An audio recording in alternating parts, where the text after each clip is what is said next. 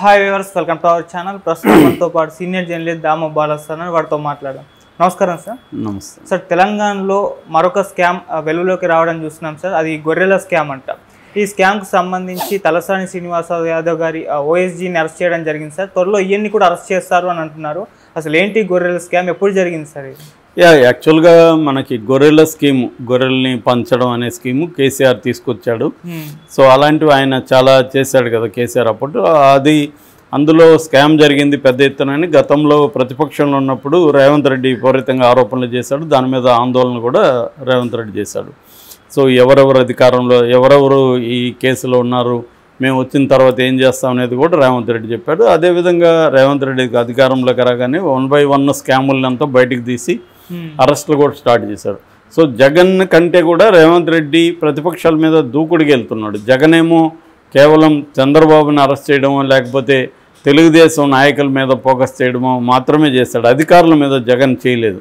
అధికారులని అరెస్ట్ చేయడం కానీ, వాళ్ళని అరెస్ట్ చేయడం, జైలుకి పంపించడం అని జగన్ చేయలేదు. ఇప్పుడు ఏబీవీ ఆయన వెంకటేశ్వరరావు ఉన్నాడు కదా, ఆయన మీద కక్ష ఖచ్చితంగా జగన్ తీర్చుకున్నాడు. కానీ జగన్ ఆయన్ని జైలుకి పంపించలేదు. ఆయన పదవిలో ఉండకుండా చేయడానికి ఏవేవి చేయాలో అవి చేశాడు తప్ప ఆయన్ని జైలుకి పంపించే అంత పని జగన్ చేయలేదు. ఇక్కడ ఈయనేం చేశాడు, అదే సేమ్ స్కామే కదా ఇది కూడా, ఫోన్ ట్యాపింగే. అక్కడ కూడా జగన్ చేసింది కూడా ఫోన్ ట్యాపింగ్ కేసే. కానీ దాన్ని అతను సీరియస్గా తీసుకొని ముందుకు వెళ్ళలేదు. ఇక్కడ ఏం చేస్తున్నాడు రేవంత్ రెడ్డి, ఫోన్ ట్యాపింగ్లో దాదాపు పోలీస్ ఆఫీసర్లు అందరినీ అరెస్ట్ చేశారు. ఒక్క ప్రభాకర్ రావు మాత్రమే బయట ఉన్నాడు. ఆయన కూడా లుకౌట్ నోటీసులు జారీ చేస్తున్నారు. ఆయన కూడా జైల్లో పెట్టే అవకాశం ఉంది. మిగతా పోలీస్ ఆఫీసర్లందరినీ అరెస్ట్ చేసేశారు. సో అట్లాగే అధికారులంతా కూడా అరెస్ట్ చేసే కార్యక్రమం రేవంత్ రెడ్డి చేస్తున్నాడు. కానీ అక్కడ జగన్ ఆ పనులు చేయలే, అధికారుల జోలికి వెళ్ళలేదు. మ్యాక్సిమం అతను కేసులు పెట్టాడు, కొంతమంది ఒకరిద్దరిని చేశారు తప్ప ఈ స్థాయిలో, ఈ స్కేల్లో అక్కడ జగన్ చేయట్లేదు. రేవంత్ రెడ్డి ఒక అడుగు ముందు కేసు చేస్తున్నాడు. జగన్ చేయకపోవడానికి కారణాలు నేను తర్వాత చెప్తాను. ఇక్కడ ఈయన చేయడానికి కూడా కారణాలు ఏమున్నాయి. అయితే ఇప్పుడు ఈ స్కాముల్లో ఒకటి గొర్రెల స్కాము. ఇది యాక్చువల్గా ఫిబ్రవరిలోనే 4గురిని అరెస్ట్ చేశారు. 4 అధికారులని దీంట్లో ఇన్వాల్వ్ అయినారని అరెస్ట్ చేశారు. ఇది యాక్చువల్గా ఏంటంటే రంగారెడ్డి జిల్లాలో ఈ స్కామ్కి సంబంధించి ఫస్ట్ బయటపడింది. వీళ్ళు ఇది మొత్తంగా ఏసీబీ దీని మీద పనిచేస్తుంది. ఏసీబీ ఏం నమ్ముతుందంటే టోటల్గా 700 కోట్ల స్కామ్ ఇది జరిగిందనేది ఏసీబీ నమ్ముతుంది. ఇప్పటి వరకు పెట్టుండేది మాత్రం 2 కోట్ల 10 లక్షలు స్కామ్ జరిగినట్టుగా పెట్టారు. మొత్తంగా ఓవరాల్గా ఇది 700 కోట్ల స్కామ్ అనేది ఏసీబీ అంచనా. ఇదేంటంటే ప్రైవేట్ ఖాతాలో కొంతమంది బ్రోకర్లను పెట్టుకొని ఎవరికో బినామీలకి గొర్రెలు ఇచ్చినట్టుగా ఇచ్చేసి ఏమీ ఇవ్వకుండానే బినామీ ఖాతాల్లోకి డబ్బులు వేసుకొని మళ్ళీ ఆ డబ్బుల్ని తమ వైపు తీసుకున్నారనేది ప్రధానమైన ఆరోపణ. ఆ గొర్రెలు అనేది పంపకం జరగలేదు, కానీ జరిగినట్టు పెద్ద ఎత్తున చూపించి ఆ బ్రోకర్లతో కొంతమందిని డబ్బులు ఇచ్చి వాళ్ళకి మాకు జరిగింది, మాకు గొర్రెలు ఇచ్చారని వాళ్ళ దగ్గర సంతకాలు తీసుకొని వాళ్ళకి ఇచ్చినట్టుగా రకరకాల పద్ధతుల్లో తాము వైట్ చేసుకున్నారు దాన్ని. ఇది బేసిక్గా ఇది ఆల్రెడీ ఫిబ్రవరిలో చేశారు. కొంతకాలం ఎలక్షన్లు కాబట్టి సైలెంట్గా ఉన్నారు.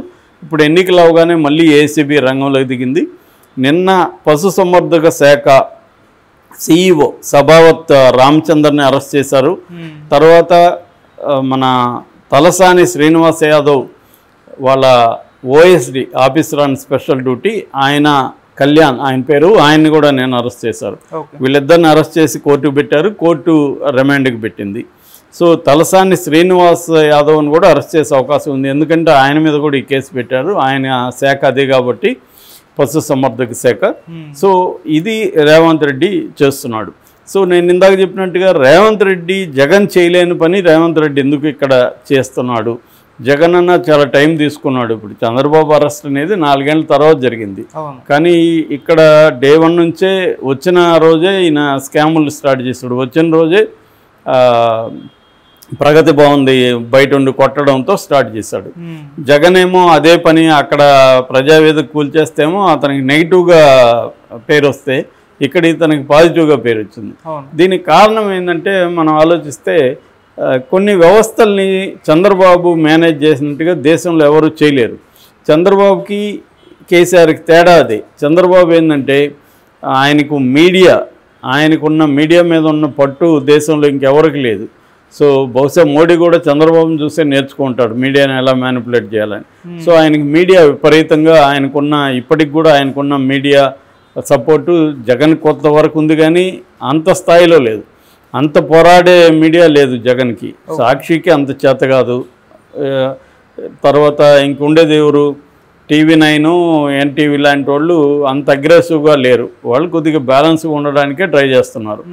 అదే నీకు ABN కానీ, ఆంధ్రజ్యోతి కానీ, ఈనాడు కానీ, TV5 కానీ, ఈటీవీ కానీ, మహా టీవీ కానీ, వీళ్ళు అసలు కంప్లీట్గా కమ్ముకుంటారు చంద్రబాబు వైపు. సో అది ఇక్కడ లేదు కేసీఆర్కి మీడియా అనేది తన కంట్రోల్లో ఉన్న మీడియా. సాక్షిలాగే ఆయనకున్న మీడియా నమస్తే తెలంగాణ కానీ ఇంకేదో టీవీ ఛానల్ నాకు పేరు కూడా గుర్తులేదు. సో ఆ స్థాయిలో పెద్ద స్ట్రాంగ్ మీడియా లేదు. నమస్తే తెలంగాణ కూడా చూస్తున్నా కదా, అంత గట్టిగా ఏం పోరాడట్లేదు. అందువల్ల మీడియా ల్యాక్. రెండవది న్యాయ వ్యవస్థ మీద చంద్రబాబుకు ఉండే పట్టు. ఆయనకి లీగల్ సిస్టమ్ మీద, న్యాయ వ్యవస్థ మీద ఇప్పుడు కాదు, ఆయన ఎన్టీ రామారావుకు ముందు నుంచి కూడా, ఈవెన్ ఎన్టీ రామారావు తోయడంలో కూడా ఆయనకి న్యాయ వ్యవస్థని బ్రహ్మాండంగా ఆయన వాడుకోగలిగాడు. ఇది చంద్రబాబు పట్టుంది. అంటే తనకి ముందు నుంచి కూడా ఆయన విజనరీ అంటారు కదా, ఆ విజనరీ అభివృద్ధికి సంబంధించి ఉందా లేదనేది వేరే విషయం, కానీ ఆయన పర్సనల్ అభివృద్ధిలో మాత్రం చాలా లాంగ్ టర్మ్ విజన్ ఉంటుంది చంద్రబాబుకి. అంటే నెక్స్ట్ లా స్టూడెంట్లు ఎవరు అని ఆయన ఆరాధించి ఆ స్టూడెంట్ని తను స్పాన్సర్ చేసి వాళ్ళని మెల్లమెల్లగా న్యాయ వ్యవస్థలోకి పంపించి ఇలాగ కూడా చేశాడన్న అభిప్రాయాలు కూడా చాలామంది చెబుతూ ఉంటారు. సో ఏదేమైనా ఆయనకి న్యాయ వ్యవస్థ మీద అయితే బ్రహ్మాండమైన పట్టుంది. అందుకని జగన్ ఎవరైనా అరెస్ట్ చేసినా 24 గంటల లోపల అర్ధరాత్రులు కూడా జడ్జిల ముందు తీసుకెళ్ళి పెట్టి ఇమీడియట్గా బెయిల్ వచ్చేసిన సందర్భాలు ఉన్నాయి. మనం రఘురామకృష్ణరాజు విషయమే చూసాం కదా, ఒక్కరోజు కూడా జైల్లోకి పోనీయకుండా చేయగలిగిన ఇది ఉంది. అచ్చెన్నాయుడు విషయంలో కూడా ఇమీడియట్గా హాస్పిటల్కి తీసుకెళ్ళగలిగారు. బండారు సత్యనారాయణ ఇమీడియట్ బెయిల్ వచ్చేసింది. అలాగే ఎవరినైనా కూడా జగన్ అరెస్ట్ చేయాలనుకున్నా ఇమీడియట్గా చేయగలడు. అదే కేసీఆర్ వీళ్ళ అధికారుల్ని, IAS అధికారుల్ని, ఇంతమందిని పోలీస్ అధికారులను చేయగలుగుతున్నా ఏం చేస్తున్నారు కేసీఆర్ వాళ్ళు? ఇప్పటివరకు బెయిల్ ఎవరికి రాలేదు. రాధాకృష్ణ దగ్గర నుంచి అందరూ, ప్రణీత్ రావు అందరూ లోపలే ఉన్నారు. సో ఇది ఫెయిల్ అనమాట. కేసీఆర్కి అప్పట్టు లేదు. మూడవది కులం. చంద్రబాబుకున్న కమ్మ సామాజిక వర్గం ఉన్న సపోర్టు ఇక్కడ కేసీఆర్కి లేదు. పేరుకి వెల్లమే కానీ వెల్లమంత స్ట్రాంగ్ కులం కూడా కాదు, దాని నుంచి అంత సపోర్ట్ కూడా లేదు. కమ్మల్లో ఉండే యూనిటీ వెల్లమల్లో కనబడదు మనకి. సో ఈ ఫ్యాక్టర్స్ ప్రధానంగా. సో రెండవది ఏంటంటే పార్టీ స్ట్రక్చర్లో కూడా చంద్రబాబుకి ఒక పోరాడే వాళ్ళు వివిధ వ్యవస్థలను పెట్టుకుంటాడు చంద్రబాబు. తన పార్టీనే కాదు, ప్రత్యర్థుల పార్టీలో కూడా తన మనుషులు ఉంటారు. సిపిఐ, CPM లాంటి వాళ్ళు తెలుగుదేశం కంటే కూడా గట్టిగా చంద్రబాబు వైపు పోరాడుతుంటాడు. ఆ రామకృష్ణని చూస్తే అతను CPIని ఎవడు అనుకోడు, చంద్రబాబు మనిషి అనుకుంటాడు. ఈవెన్ నారాయణ అంతే. సో ఇలాంటి ఒక నెట్వర్క్ చంద్రబాబు బ్రహ్మాండంగా పెట్టుకుంటాడు. అట్లాగే అనేక ప్రజా సంఘాలు పెడతాడు. సో ఈ అన్ని వ్యవస్థలని ఎలా మేనేజ్ చేయాలి, ఎలా ఎప్పుడు ఏ వ్యవస్థను ముందుకు తీసుకురావాలి, ఇది చంద్రబాబుకు తెలిసినట్టు ఎవరికి తెలియదు. అందుకని జగన్ అధికారంలోకి వచ్చినా కూడా 2 ఏళ్ల పాటు జగన్ని ఊపిరాడనీయకుండా చేయగలిగాడు చంద్రబాబు. అంటే తను అనుకున్నదే చేయగలిగాడు, జగన్ అనుకున్నది చేయనీయకుండా బ్రహ్మాండంగా అడ్డుకోగలిగాడు. అదే కేసీఆర్ చేష్టలు ఉడిగిపోయి రేవంత్ రెడ్డి, నిజానికి రేవంత్ రెడ్డికి ఉండే మెజార్టీ ఎంత, 4 సీట్లు, ఇంకొకరు ఎవరో ఒకరు 5. ఆ 5 సీట్లు అంటే ఎంత బలహీనంగా ఉండాలి రేవంత్ రెడ్డి. అదే అక్కడ 150 సీట్లు జగన్, 23 సీట్లు చంద్రబాబు. జగన్ అనుకుంటే ఆ 23లో కూడా ఒక 20 లాగేయగలిగాడు. కానీ ఆ పని జగన్ చేయలేదు. ఈ 151 వచ్చిన జగన్ని చంద్రబాబు కంట్రోల్ చేయగలిగాడు. ఇక్కడేమో 4 ఎక్స్ట్రా ఉన్న రేవంత్ రెడ్డిని కేసీఆర్ కంట్రోల్ చేయలేకపోయాడు. అంటే మనం ఈ 2 కంపేర్ చేసినప్పుడు రేవంత్ రెడ్డి ఎందుకు బాగా దెబ్బ కొట్టగలుగుతున్నాడంటే నేను చెప్పిన ఫ్యాక్టర్స్ అంతా కేసీఆర్కి లేవు. రేవంత్ రెడ్డికి తెలుగుదేశం మీడియా బ్రహ్మాండంగా సపోర్ట్ ఉంది ఇక్కడ. అట్లాగే తెలుగుదేశం వర్గం కూడా, అంటే చంద్రబాబుకి ఎవరెవరు సపోర్ట్ ఉన్నారో వాళ్ళందరూ ఇక్కడ రేవంత్ రెడ్డికి కూడా ఉన్నారు సపోర్టు, కేసీఆర్కి లేదు. సో అందువల్ల ఆడుకుంటున్నాడు. సో ఈ గొర్రెల స్కామ్ కాకపోతే ఇంకొక 10 స్కామ్లు వస్తాయి ఇంకా కూడా. కేసీఆర్ మరి దీన్ని ఎట్లా ఎదుర్కొంటాడనేది చూడాలి మనం. Okay sir, thank you so much sir.